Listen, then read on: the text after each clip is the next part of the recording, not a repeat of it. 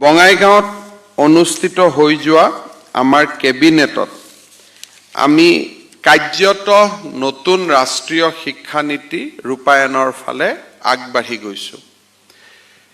এই শিক্ষা নীতি ৰূপায়ণৰ প্ৰথম স্তম্ভটো আছিল স্কুল এডুকেশ্যন।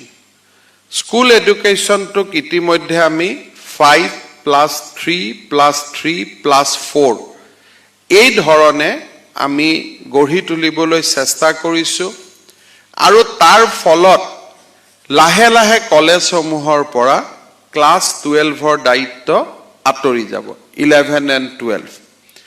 এই বছৰ আমি প্ৰায় 350 নতুনকৈ উচ্চতৰ মাধ্যমিক বিদ্যালয়ত আমি আৰম্ভ কৰিছো আৰু অহা বছৰ আমি আৰু 700 হায়াৰ ছেকেণ্ডাৰী স্কুল আমি আৰম্ভ কৰাৰ বাবেও চেষ্টা কৰিছো।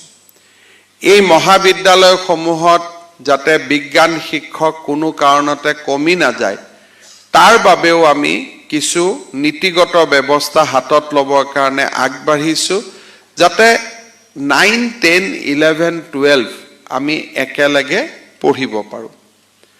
তাৰ ভিতৰতো হয়তো মহাবিদ্যালয়সমূহক দায়িত্বৰ পৰা একেবাৰে এৰাই দিবলৈ আমাক আৰু কিছু সময় লাগিব, কিন্তু আমি পৰ্যায়ক্ৰমে মহাবিদ্যালয়সমূহৰ পৰা উচ্চতৰ মাধ্যমিক শাখাটো কমাই আমি আনি থকাৰ বাবে চেষ্টা কৰিছো।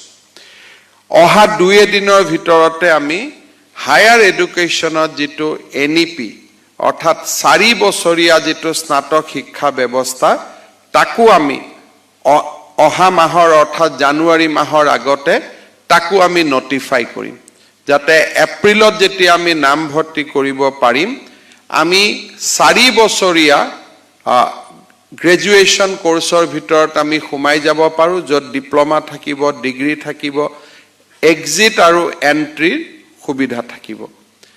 আৰু এই ষ্ট্ৰাকচাৰখিনি আমি এই বিত্তীয় বৰ্ষত নটিফাই কৰি লোৱাৰ লগে লগে নেক্সট বিত্তীয় বৰ্ষত আমি পাঠ্যক্ৰমৰ ডেভেলপমেণ্ট অৰ্থাৎ পেডাগগি এণ্ড কেৰিকুলাম এই দুইটা ডেভেলপমেণ্টৰ কাৰণে আমি কাম হাতত ল'ম।